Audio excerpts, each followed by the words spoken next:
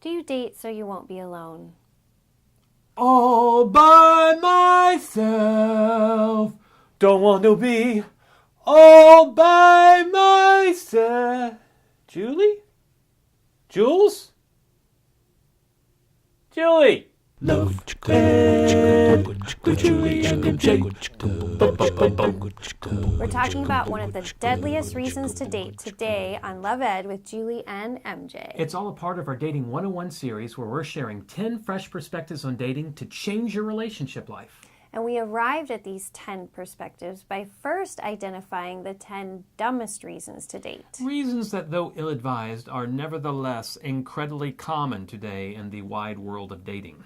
And one of those not so good reasons is belonging. Yeah, and belonging is not only a not so good reason, it's one of the deadliest because of the desperate measures to which this motivation will drive you in your dating pursuits. People who date to belong will do whatever is necessary to win and keep a romantic relationship, including distancing themselves from family and friends and sometimes even cutting themselves off from them completely. I want to make sure you caught the irony in what Julie just said. To strengthen their sense of belonging to their romantic partner, some will neglect and even sabotage their relationships with those to whom they already do belong.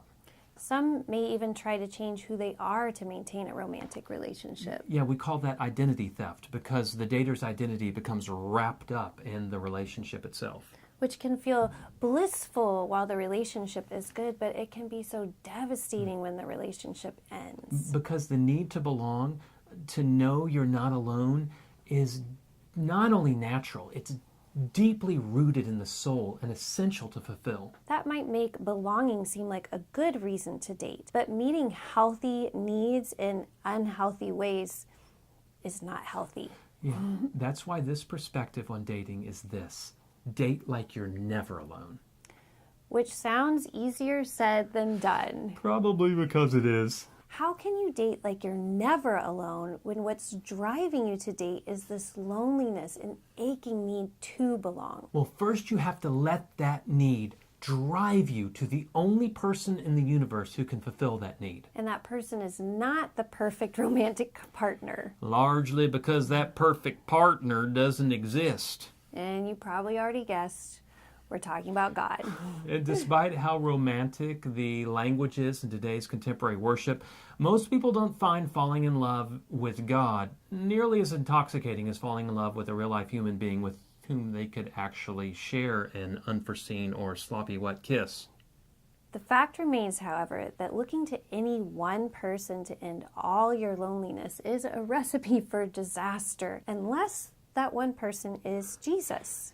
No other person can meet all your needs, and you will not be able to meet all of anyone else's needs either. But if you know who you are in Christ and your self-worth is rooted in His love and care for you, then you won't need to date out of a need to belong, but you can date out of a belief that you already do belong. Now, even with this essential relationship with God, our hearts still long for connection with other humans.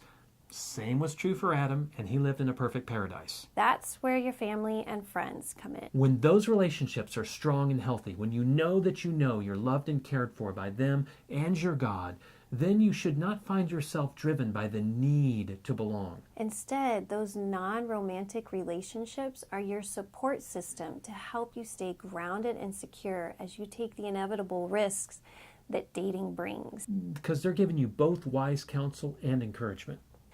But what if our viewer doesn't have those strong relationships where they know that they belong? What are they supposed to do? I knew you were going to ask me that.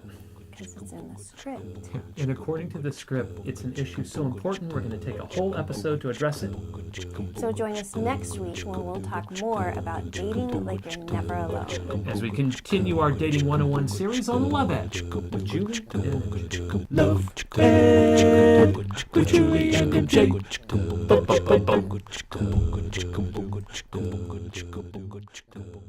It's all a part of our Dating 101 series where we're sharing 10... Did I say... Let's try that right. Center yourself. Feel yourself floating up above yourself. Okay, ready?